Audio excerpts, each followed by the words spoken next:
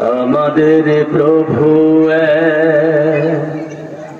এক নবীর উম্মত,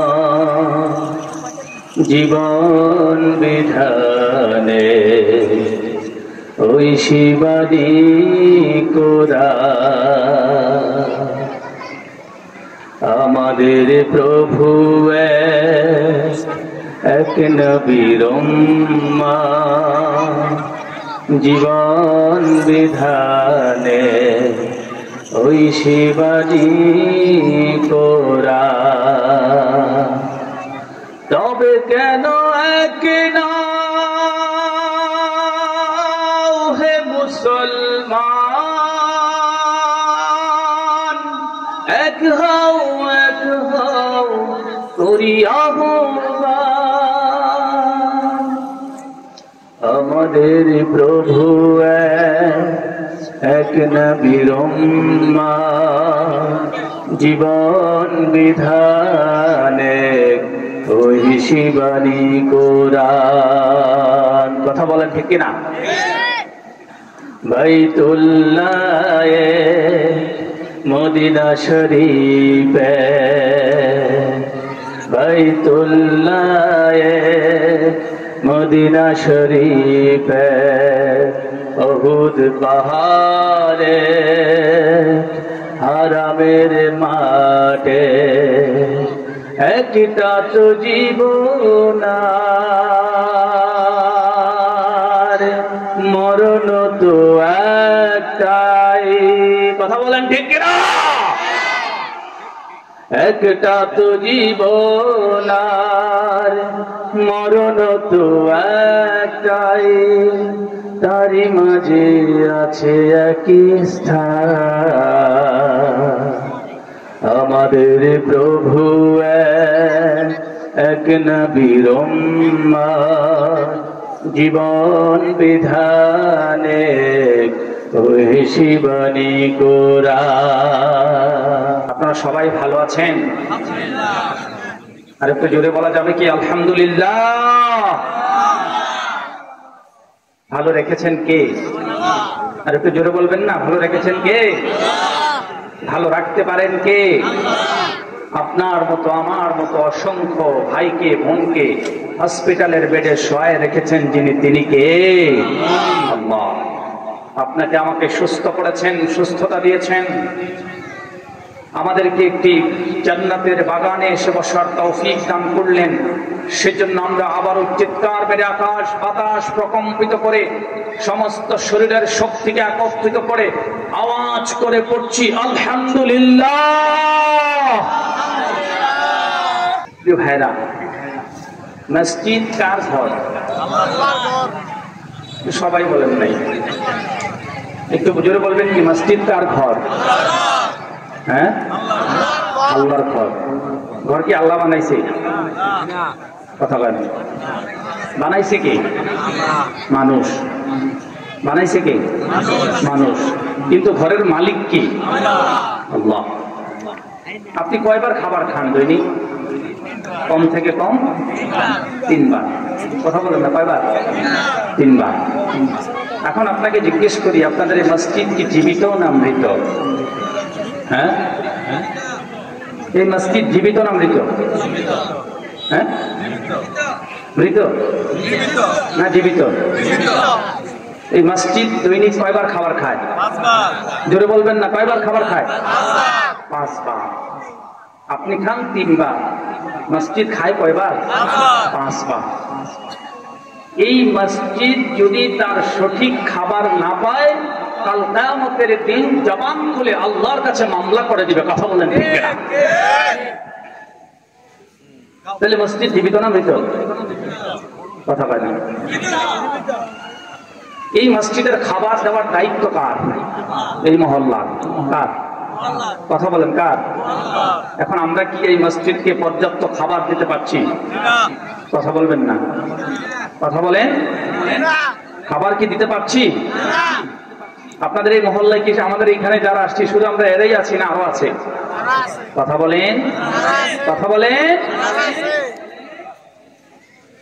ভাইয়েরা, এই মসজিদ সাধারণ কোনো ঘর নয়।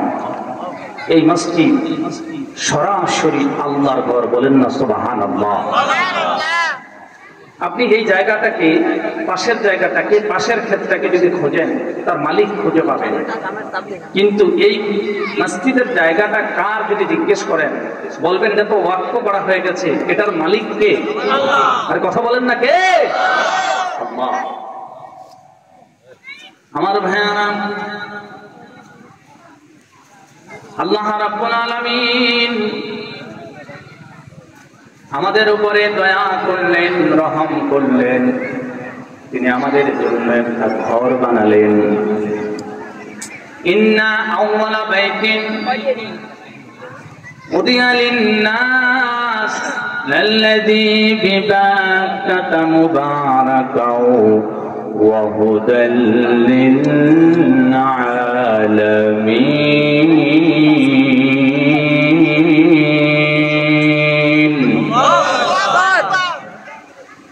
আল্লাহ রাব্বুল আলামিন বললেন,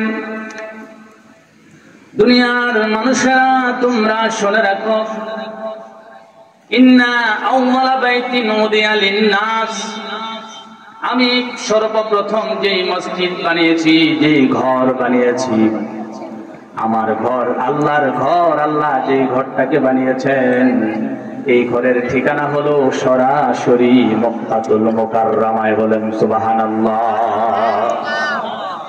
কাবাঘর কোথায়? কথা বলেন না, কাবাঘর কোথায়? কাবা কি দেখেছেন আপনারা? কারা কারা দেখেছেন একটু হাত তোলেন তো। আলহামদুলিল্লাহ, বলেন না আলহামদুলিল্লাহ।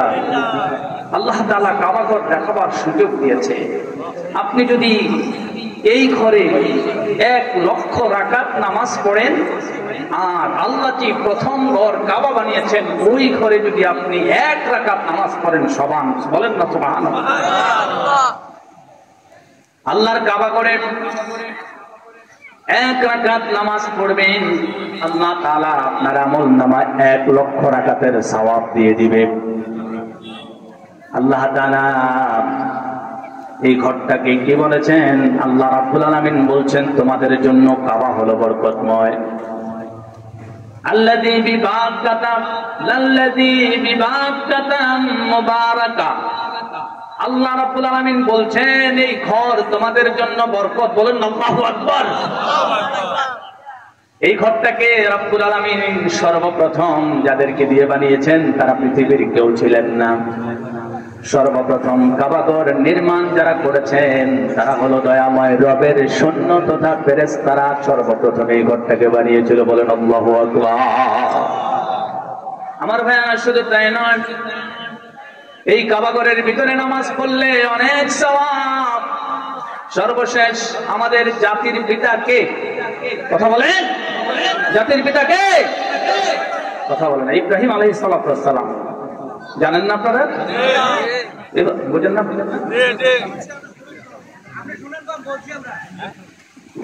আমার কানে মনে হয় ডিস্টার্ব, জোরে বলতে হবে। একটু ভালোবাসা নিয়ে, শক্তি নিয়ে, ইসলামের পক্ষে আরো জোরে জোরে বলতে হবে। একটু শক্তি খরচ করেন না, জানেন, যাতে করে আল্লাহর কাছে জবাব দিয়ে বলতে পারেন, আল্লাহ ওখানে কি শক্তি হয়ে পড়েছে। এই জন্য আমার ভাইয়ারা বলছিলাম, এই ঘরটাকে আমাদের জাতির পিতা ইব্রাহিম আলাইহিস সালাতু ওয়াস সালাম, তিনি আমাদের যে জাতির পিতা, এই ব্যাপারে আপনাদের কি কোনো সন্দেহ আছে নাকি? মিল্লাতা আবিকুম ইব্রাহিম হুয়া সাম্মাকুমুল মুসলিমিন। আল্লাহু আকবার। আমার ভাইয়ানা, হযরত ইব্রাহিম আলাইহিস সালাতু ওয়াস সালামকে আল্লাহ রাব্বুল আলামিন ঘর বানাবার নির্দেশ দিলেন, পুনরায় সংস্কারের নির্দেশ দিলেন। তিনি এই ঘরটাকে সংস্কার করা শুরু করলেন। করতে করতে একটা সময়ে গিয়ে দেখলেন আর এটাকে লাগল পাওয়া যাচ্ছে না, পাথরগুলো বসাবার জন্য। বাবা হলেন মিস্ত্রি আর ছেলে হলেন যোগালী। বাবা মিস্ত্রি, ছেলে যোগালী। ছেলের নাম কি? ছেলেও নবী, ইসমাইল আলাইহিস সালাতু ওয়াস সালাম। আমার ভাইয়ারা, আল্লাহকে লক্ষ্য করে বললেন, আল্লাহ তুমি দেখো তোমার ঘর কেমন করে বানাবো, লাগল তো পাই না, নাগাল পাচ্ছি না গো মালিক। রব্বুল আলামিন সঙ্গে সঙ্গে জান্নাত থেকে টান দিয়ে জিবরাইলের মাধ্যমে একটা পাথর পাঠায় দিলেন। এই পাথর এনে ইব্রাহিমের পায়ের নিচে রাখলেন। আর আল্লাহ রাব্বুল আলামিন এই মাত্র পায়ের নিচে জিবরাইল আমিন যখন রাখলেন, ইব্রাহিম যখন এটার উপরে পা দিলেন, সঙ্গে সঙ্গে এটা লিফটে পরিণত হয়ে হযরত ইব্রাহিম আলাইহিস সালাতু ওয়াস সালামকে উপরে নিচে নামানো শুরু করেছে। বলেন আল্লাহু আকবার। আমার ভাইয়ারা, এভাবে করে কাবাঘর নির্মিত হলো। কাবাঘর নির্মিত হবার পরে একটা মসজিদ আছে, যেই মসজিদের ভিতরে কেউ কোনোদিন নামাজ পড়ে নাই, কোনো মানুষ নামাজ পড়ে নাই। যেই মসজিদ এই দুনিয়াতে নাই, এই মসজিদ 7 আসমানের উপরে। এই মসজিদের নামটা কি একটু বলতে পারবেন নাকি? হ্যাঁ, বাইতুল মামুর। মাশাআল্লাহ, বাইতুল মামুর। ওই মসজিদের ভিতরে 7 আসমানের উপরে যে মসজিদ, এই মসজিদের ভিতরে দুনিয়ার কোন মানুষ কখনো নামাজ পড়ে নাই। শুধুমাত্র একবার চান্স পেয়েছিলেন আপনার আমার কলিজার টুকরা নবী। সুবহানাল্লাহ বলবেন না? সুবহানাল্লাযী আসরা বি'আবদিহি ليلا من المسجد الحرام إلى المسجد الأقصى الذي باركنا। আমার ভাইয়ানা, আল্লাহ রাব্বুল আলামিন একবার আমার নবীকে সেই সুযোগ দিয়েছিলেন। বাইতুল মামুর এমন মসজিদ, এমন ঘর, এটা হলো ফেরেশতাদের কিবলা। ফেরেশতারা এক একবার এটার ভিতরে 70,000 ফেরেশতা একবারে ঢুকতে পারে, একবারে নামাজ পড়তে পারে। এই 70,000 ফেরেশতা একবার এটার ভিতরে ঢোকে নামাজ পড়ে। আর এই 70,000 ফেরেশতা একবার ঢোকার পরে কিয়ামতের আগ পর্যন্ত আর কোনোদিন সুযোগ পাবে না। তারা একবারই ঢুকতে পেরেছে, আর কোনোদিন ঢুকতে পারবে না। জোরে জোরে বলেন আল্লাহু আকবার। আমার ভাইয়া, শুধু তাই নয়, আপনাকে যদি জিজ্ঞেস করে পৃথিবীর একেবারে পৃথিবীর গোটা পৃথিবীর মধ্যস্থান কোনটা বলতে পারবেন? কাবা ঘর। কোথায় কোথায়? কাবা। আর ঠিক কাবার উপরে সোজা 7 আসমানের উপরে যদি যান, সেখানে গেলেই আপনি বাইতুল মামুরকে পেয়ে যাবেন। আল্লাহু আকবার। আমার ভাইয়ের, আমার উদ্দেশ্য ওইদিকে নয়। ওই যে ইব্রাহিম আলাইহিস সালাতু ওয়াস সালাম, তিনি ঘর বানাতে শুরু করলেন, আল্লাহ আদেশ করলেন, আল্লাহর ঘর বানাচ্ছেন। আমার ভাইয়েরা, এখানে যে মসজিদ হয়েছে, কিভাবে হয়েছে আপনি কি বলতে পারবেন? হযরত ইব্রাহিম আলাইহিস সালাতু ওয়াস সালাম মসজিদ নির্মাণ করে শেষ করেছেন। ইতিমধ্যে আল্লাহর পক্ষ থেকে তিনি পুরস্কৃত হয়েছেন। সঙ্গে সঙ্গে ওই যে ছোট ছোট পাথরগুলো, বড় বড় পাথরগুলোকে বসায় সুন্দর করে আল্লাহর ঘর বানিয়েছেন। আর যেই ছোট ছোট পাথরগুলো কাবা ঘরের চতুর্পাশে পড়েছিল, ওই পাথরগুলো একবার আল্লাহর কাছে মামলা করে বলেছে, আল্লাহ, বড় পাথরগুলোর কি ভাগ্য, তোমার ঘর কাবা ঘরের ভিতরে লাগতে পেরেছে, কিয়ামত পর্যন্ত থাকবে। কিন্তু মালিক, আমরা যে ছোট কণাগুলো, ছোট পাথরগুলো, এই পাথরগুলোর কি হবে? মালিক, আমরা কিভাবে ময়লার মতো হয়ে সাইডে বাইডে পিছনে এখানে সেখানে পড়ে থাকবো নাকি? মালিক, আমাদেরকেও কি একটু ব্যবস্থা করা যায় না? আল্লাহ রাব্বুল আলামিন তাৎক্ষণিক জিবরাইল আলাইহিস সালামকে আদেশ করলেন, জিবরাইল, একটা কাজ করো, কাবা ঘরের আশেপাশে যত পাথর, সবগুলো পাথরকে একত্রিত করে তুমি প্রথম আসমানের কাছে চলে আসো। প্রথম আসমানের কাছে আসার পরে প্রথম আসমানের কাছ থেকে কাবা ঘরের পাশে পড়ে থাকা সমস্ত পাথরগুলোকে একত্রিত করে দুনিয়াকে লক্ষ্য করে পাথরগুলো ছিটিয়ে দাও। আর বন্ধু, জিবরাইল সঙ্গে সঙ্গে আল্লাহর হুকুম পালন করেছে। আর এই পাথরের টুকরাগুলো পৃথিবীর যেখানেই পড়েছে, সেখানেই আল্লাহ রাব্বুল আলামিন একটা মসজিদ বানায় দিয়েছে। বলেন আল্লাহু আকবার। শুধু তাই নয়, আল্লাহ রাব্বুল আলামিন এবার বললেন, ও দুনিয়ার গোলামেরা, শুনে রাখো, وهدى للعالمين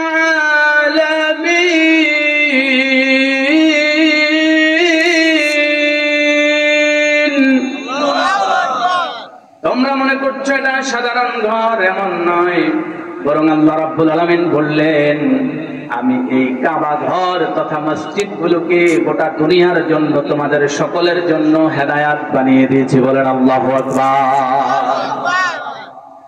আমার ভাইয়ান, আল্লাহ রাব্বুল আলামিন বললেন ওয়া আন্নাল মাসাজিদা লিল্লাহ, মসজিদ হলো একমাত্র কার জন্য? জোরে বলেন, আল্লাহর জন্য। মসজিদ কার জন্য? ফালা তাদউ মা'আল্লাহি আহাদা, এই মসজিদের ভিতরে এক আল্লাহ ছাড়া, এক মালিক ছাড়া আর কারোর ইবাদত করা জায়েজ আছে নি? কথা বলেন।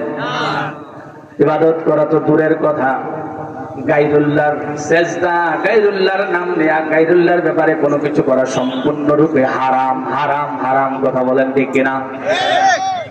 যেহেতু মসজিদ আল্লাহর ঘর, এখানে কথা হবে আল্লাহর, কাজ হবে আল্লাহর, ইবাদত হবে আল্লাহর, গোলামি হবে আল্লাহর, এছাড়া আর কারোর কোনো গোলামি করা জায়েজ নাই, জায়েজ হতে পারে না। ওখানে আল্লাহ ছাড়া, আল্লাহর গোলামি ছাড়া আর কারোর গোলামি আল্লাহর করে চলে না, চলে না, চলবে না। কথা বলেন ঠিক কিনা? আল্লাহু আকবার, লা ইলাহা ইল্লাল্লাহ, ইয়া রাসূলুল্লাহ,